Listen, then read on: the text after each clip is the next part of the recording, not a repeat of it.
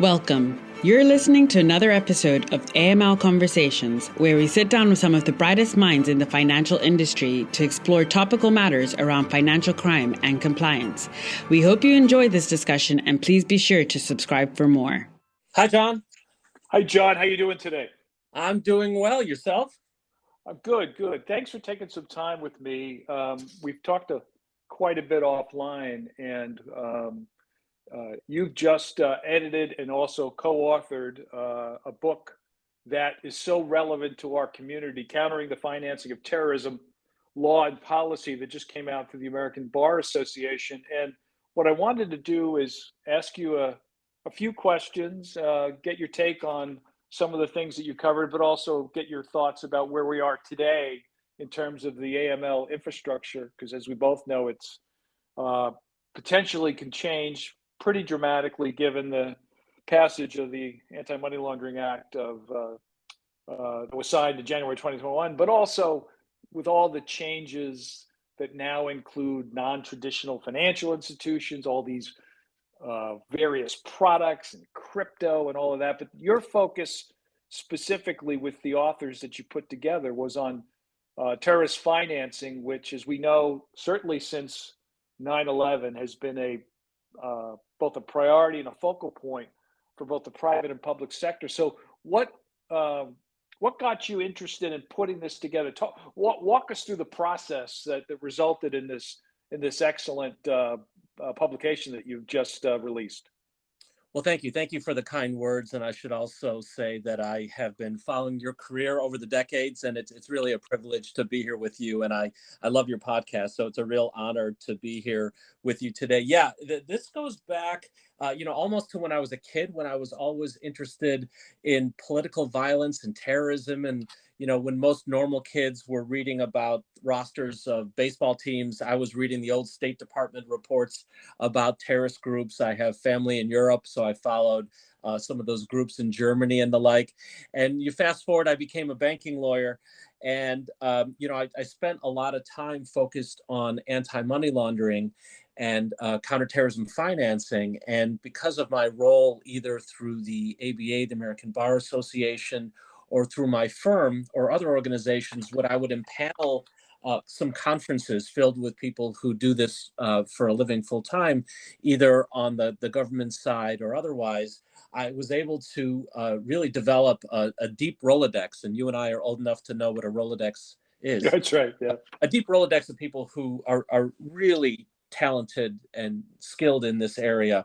And what we did at one point, I teach as an adjunct professor at Chicago Kent College of Law, where I teach classes on banking and national security law and even Holocaust and the law.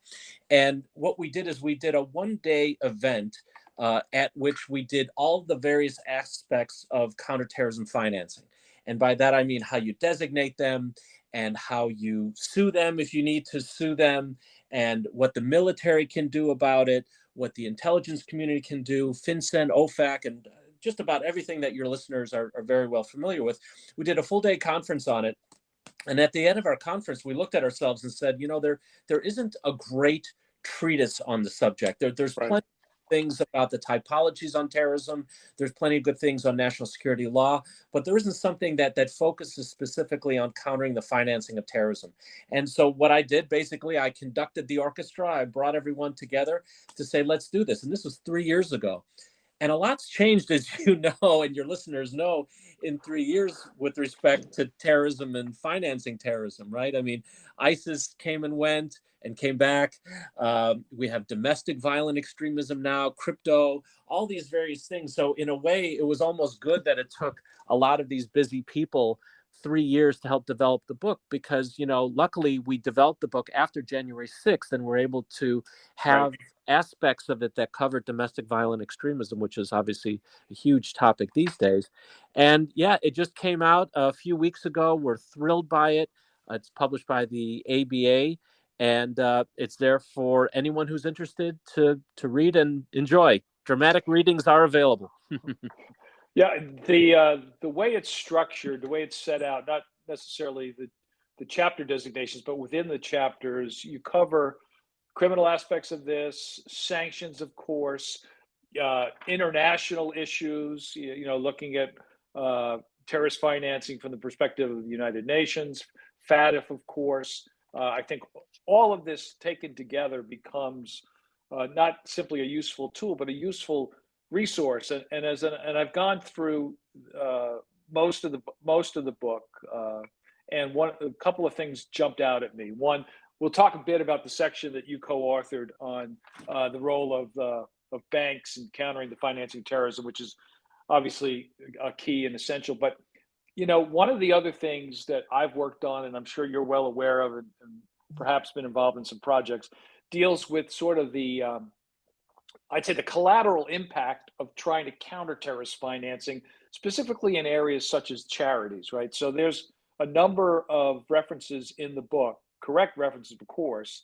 One is entitled simply "The Return to the Abuse of Charities as CFT Concern," and there's some others within some of the other chapters. So one of the things that still continues to challenge all of us is, on the one side, it's very clear that terrorist financing gets enabled, or one of the tools is, unfortunately, misuse of charities, some intentionally, a lot unintentionally, unwittingly, of course.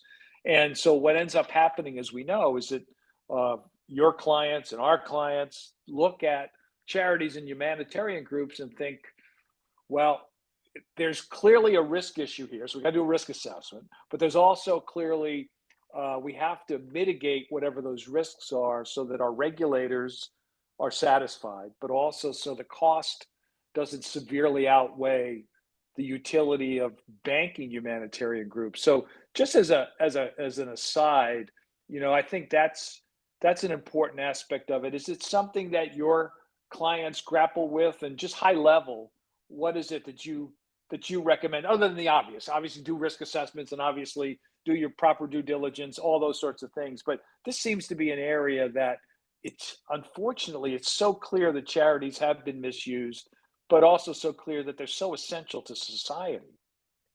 That's absolutely right. And we represent about 250 banks around the country of various different sizes. And I spend a lot of time with them, helping them with their AML and other examinations. And, we spend a lot of time about risk assessments. We want to try to avoid our clients getting into enforcement actions, although, that does happen from time to time. And what we talk about is really building up an AML risk profile from the ground up. And you need to know the risk profile of each of your customers and roll that up into the institution. And you're absolutely right when you mention charities, because charities play such an important role.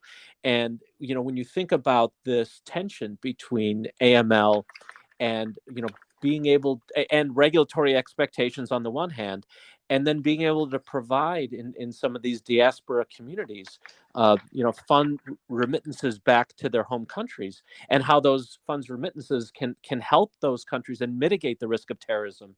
I think about Somalia, for example, and Al-Shabaab over there.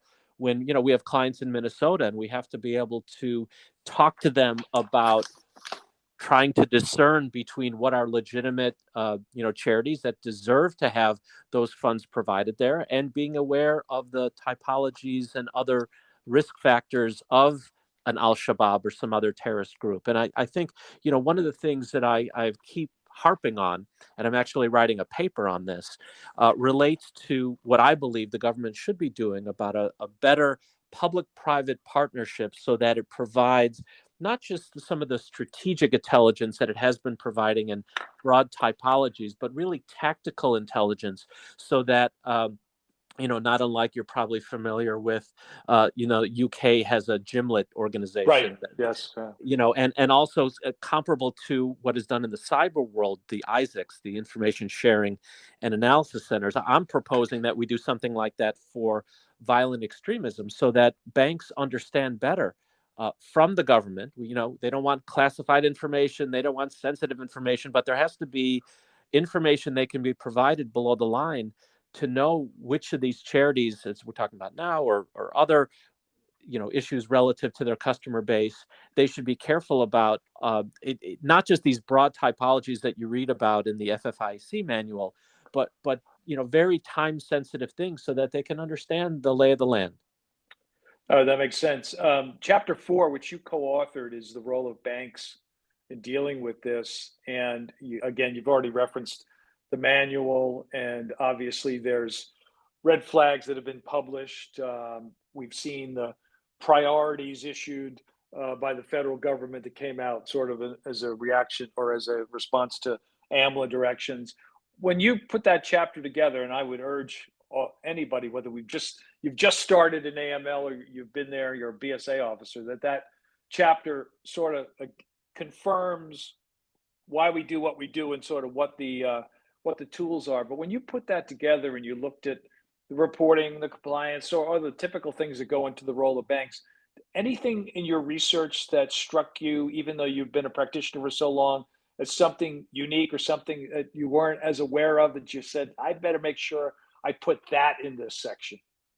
Yeah, we wanted to make sure that, don't forget, this book is for so many different audiences. So we may have Yep. some people who are government officials who have never touched a bank, but they're very much into terrorism.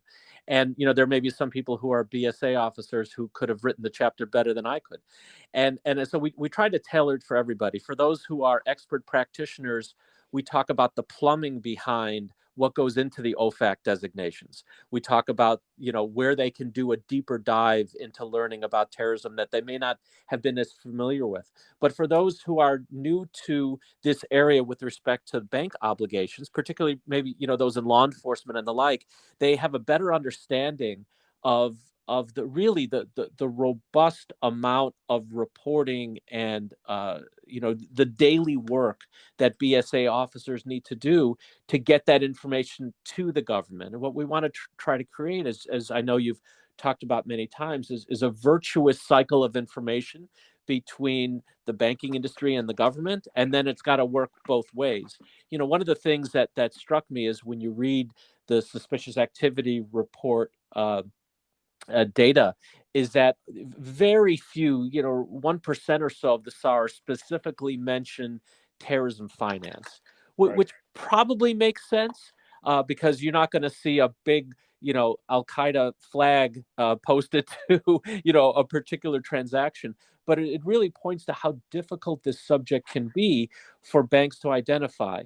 You know this as well, that there's really two sides to terrorism financing. There's the strategic side on how an organization gets funded, like a Hezbollah or an Al Qaeda, but then there's also the tactical side, the renting of the car, the knife, the gun, that is really hard to find. And so it's incumbent upon banks to get smarter and each become their own financial intelligence unit, an FIU. Right? We know the big banks have FIUs where they have whole teams of former CIA and FBI people who, in effect, have created their own private sector CIA for a particular large organization. Even our community and regional banks each have to be their own FIU with respect to their unique risks in their customer base, because Right. it's not just about the size of an organization, it's about what's their inherent risk, and that could be based on customers, geographies. Are they in a high intensity drug trafficking area or high intensity financial crime area? And there's so much that goes into it, and that's why really BSA officers need to have a good understanding of what's going around in their community, around the country, and around the world. That makes so much sense. And I know our colleague, Rick Small, who is a truist, always talks about, you got to give me more information, because as you say in the tail end of your chapter on the role of banks, it didn't cost that much for the 9/11 hijackers to do what they did. And certainly since then, even less amount of money for lone wolves, using of simple credit cards. So having information, not just typologies, but some solid information from our law enforcement partners. And while we do have 314 and there are some abilities to share, it's not as robust as it should be. AMLA might improve that. And I think if we can figure that out, that would just make both sides of this coin, stronger in terms of their ability to both detect, report, and hopefully prevent these attacks. So I think your chapter brings that home.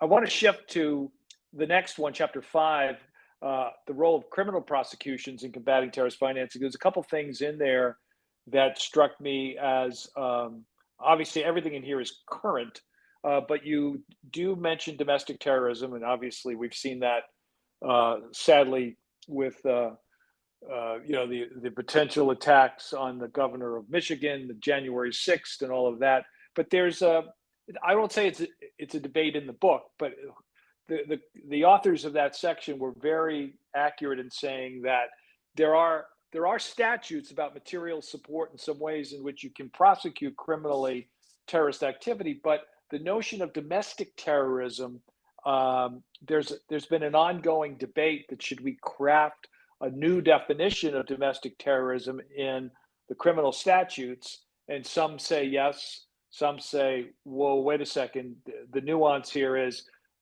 it could be used against, and I'm generalizing here, First Amendment activity versus violent activity, obviously. So, but I did see that in the section, and obviously that's going to continue to play out. I don't think there's anything that has, as they say, legislative legs right now that's going to pass.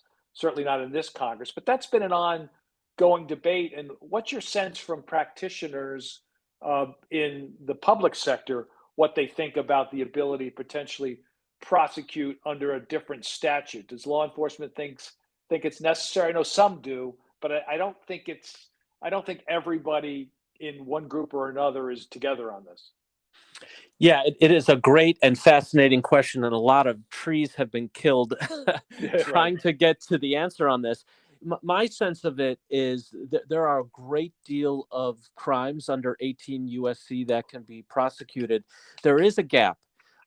We want to be able to name and shame domestic terrorists, but by the same token, we want to be mindful of having to trim a little fat around the Constitution. So how do we balance that? And the way I think about it is I think we should be very careful about creating a DTO, a domestic terrorist organization, in the same way we have an FTO.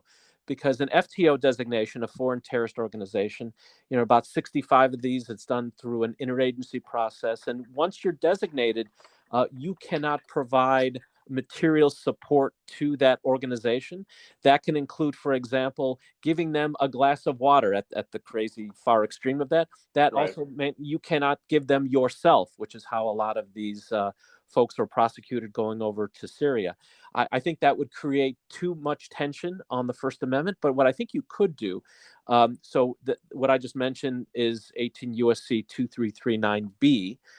Under 18 USC 2339A, which is also talks about material support, but there's a caveat. It has to be, you have to know it's going to be done in connection with a terrorist act. So the distinction I'm making is the 2339B, which says even if you don't think it's going to be for a terrorist act, if you provide it to a terrorist organization, you can be charged with a crime. I think that goes too far under domestic laws. But if you commit a crime and it is meant for a terroristic intent, and that's typically you want to bend the will of the government or influence society, scare society as a whole, I think that there is a name and shame element of that is a gap in the law. And I think we'd want to have a way in which for those, probably a narrow sliver of incidents where there is a crime committed and the purpose is to change society as a result, that we should be able to designate that in some way, shape, or form. Because otherwise you have situations like a recent prosecution of a Coast Guard lieutenant where he was found with a large amount of arms, and the thought was he was going to create sort of a mass casualty event. They could charge him with certain gun offenses and the like, but we're not able to charge him as a domestic terrorist per se.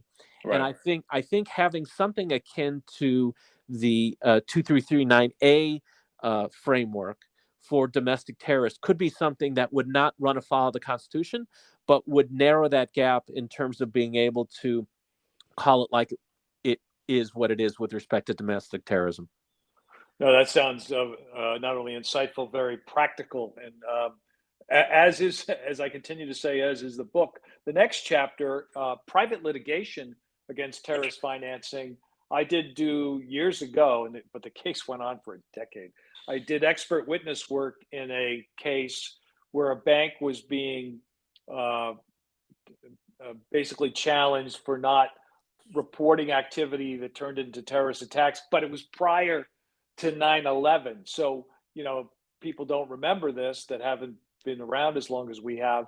The prior to 9/11, while terrorist activities clearly happened, there really wasn't any expectations on the part of the regulators or law enforcement that the financial sector, unless things were patently obvious, would have obligations to detect reports. So while there is an Anti-Terrorism Act of 1990, it was a different world, and that's changed. And obviously, we've seen a lot of guidance documents from law enforcement. We've seen the regulators in the manual talk about terrorist financing, and certainly it's part of the suspicious activity report. But I think the chapter goes into areas in which institutions could be sued, and where litigation could occur. And I always think that's a use. It's like looking at an enforcement action, right? Look at an enforcement action, and your institution might be decidedly different than the multinational that got fined, or C&D. But you can look at the themes in there. And I think similarly to this chapter, you look at the federal legislation, and you can sort of figure out, maybe do a gap analysis. Hey, if there were to be a use of this statute against our institution, what would be the defenses? What sort of corporate culture we have, what sort of resources, training. So really like the fact that you added a private litigation section in this book, because it sort of fills out. You've looked at the criminal side, you've looked at the role of banks, obviously, you've looked at designations, sanctions, but this is something that doesn't always get identified. And so I think this is clearly not simply useful, but it adds to the value proposition that I see in this book of all various tools to be as up to date as you can be as a practitioner, whether you're advising a client or you are the institution, to deal with this. So I really think having you folks add that chapter has been extremely valuable. Yeah, and I would agree. So let's start with the enforcement action discussion. I agree with you 100%. And I tell all my clients that they should read all enforcement actions, even if it's not your regulator, even if it's not an institution like yours, because it really is signaling by, usually the prudential regulators or FinCEN or OFAC, where they let institutions know, here are the expectations. And so I know I read them all, and I encourage our clients to do the same. And you're right about this chapter. To me, this was the most enlightening chapter of them all, because I had never done a deep dive into these various ways, these various vectors by which banks have been sued over the years. And you're right, this goes way back. I mean, the Anti-Terrorism Act was originally called the Klinghoffer Act, right after the famous unfortunate event when Leon Klinghoffer was killed by Palestinian terrorists in 1985. And, the act was enacted in 1990, and the permutations, over the various years, the decades-long litigation are fascinating. And then you add on top of that something called JASTA from 2016, the Justice Against Sponsors of Terrorism Act. And you see the evolution of how Congress says, okay, we have different vectors by which banks and others can be the targets of these, to, again, help them think about, what's the cost benefit analysis of avoiding in any way, shape, or form helping terrorists. And so, I joke about the fact that if banks aren't afraid of regulators, and if they're not afraid of the Justice Department, maybe they should be afraid of plaintiffs' lawyers, right? Like they are in other contexts. And when you read the chapter, you really get to see, by some practitioners who've been on both sides of the fence in those cases, really how the law has developed, and how there's still a great deal of uncertainty. But also there is enough signaling to let institutions know where those bright lines are. I would not expect very many American banks to be caught up, knowing the AML CFT regime we have here in this country. They would stay well clear of those lines. But if someone's representing a foreign bank, particularly, I think that these lessons show, how some of these institutions have been, defendants in these suits, how they've defended themselves, how they've said, look, all we're doing is providing basic banking services, or we didn't know they were meant for terroristic intentions and the like. And it does provide a good roadmap, really, for both sides, on the plaintiff side and on the defense side, Right. how best to navigate this shifting environment. No, I think that's absolutely true. The last chapter, Department of Defense, counter threat finance. I found that fascinating in that I know that when I was at ACAMS a few years ago, we sort of fell into the notion. People said to us, the military does some work in this space, and we were able to get some speakers from the Department of Defense and from other parts of the armed services that actually had teams that looked at threat finance issues. And so the last chapter sort of setting that out and put out how funding can occur that way. I think, like I said already, sort of completes the picture, if you will, right? It's private sector, public sector, and it's the military. They all have roles here in countering the financing of terrorism, and adding that is extremely important. Talk to us how you arrived at that, other than you obviously, like me, understood that this was sort of part of the puzzle, but what made you decide to put it in the book? Because I think it really does add to the completion of all the tools that I think are necessary to counter terrorist financing that you've put in here.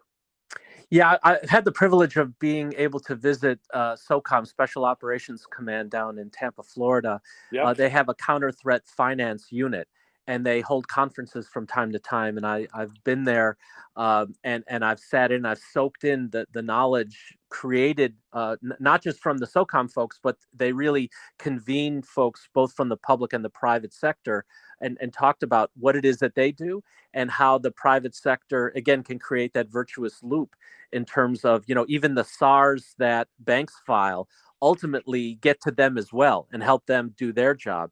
And because this was a book not just about counterterrorism or counterterrorism financing, but the law of counterterrorism financing, I thought it would be helpful from an Army JAGS perspective to talk about, is it legal for us to bomb an arms depot, that may be close to a civilian environment filled with dollar bills? You may have seen the famous picture of when we bombed these depots, and you see what looks like snow coming down. Those are really, $20 bills raining down after we put a warhead down on the building.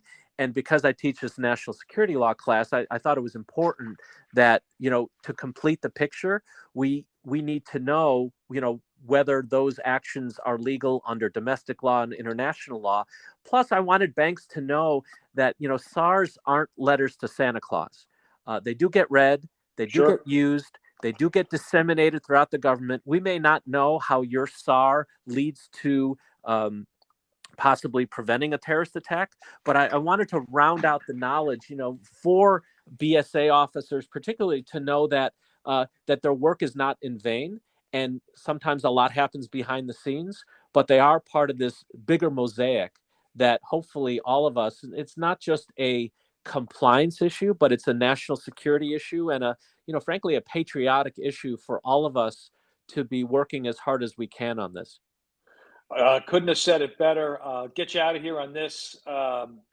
What else should people know about the publication other than what we've gone into? Obviously, the value proposition, private, public sector, military. It gives you, if you're sort of new to the space, it gives you an overview of the laws and regulations. If you're a practitioner, it gives you some updated typologies. What else are you hoping readers of this, which I would agree with you should be a broad-based community, readers of this should expect from the publication? What I hope to get them to understand, that this is not just a whole of government, but really a whole of society effort. And if we want to combat terrorism financing and ultimately terrorism itself, it's going to take all of us, all hands on deck, rowing at the same time together in the same direction. And hopefully that comes across through the pages. I mean, the authors that we've put together are some of the most well-known people in the industry who do this, or people who should be well-known. Right. They've all been there and done that. And they all are patriots who want to ensure that we live in a safer world. And I think this book is, one little tiny baby step in that direction. John Geiringer from Ferrazzano Financial Institutions Group in Chicago. Thank you so much for this. I do want to give you a chance also to plug. I know you're working on another book, but you also teach a class on the study of the Holocaust and the law. Want to give you a chance to plug that as well, because we'd love to have you back one time when your book is complete. I appreciate that. Yeah, like I said, I'm a co-director of the Center for National Security and Human Rights Law at Chicago Kent College of Law. That's my side hustle. Part of our center is something that we call Crucial. It's the Consortium for the Research and Study for Holocaust and the Law.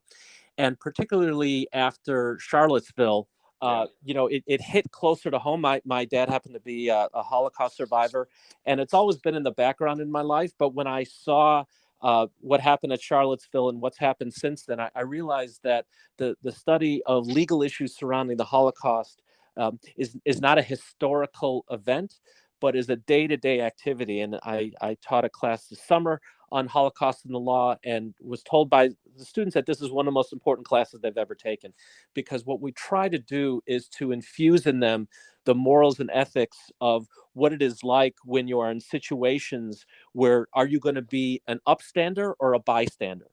And so that is infused throughout the class. It's not just to learn little bits of history here and there, but it's to learn how to be a better citizen. And what we hope to do with my next project, now that this one is done, is to create a comparable treatise on issues surrounding Holocaust and the law, every aspect of it, from Nuremberg laws and trials to also a chapter on lessons for today and what we can all learn to avoid, similar to the issues surrounding terrorism, to avoid having the red, white, and blue become the red, white, and black.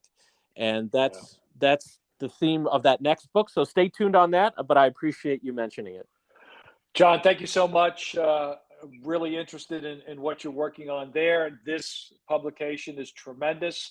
Hopefully people that are listening, like I said, even if you think you know everything you should know, even if you're a BSA AML officer, I would urge you that we don't all know everything. We can always learn, and there's some fascinating sections in here, but it's also a completed section. It's a completed, I say puzzle, but I look at the AML infrastructure as over time, there's been so much added on, very little taken away. And this, in the financing of terrorism, takes all the different aspects of it that are so important.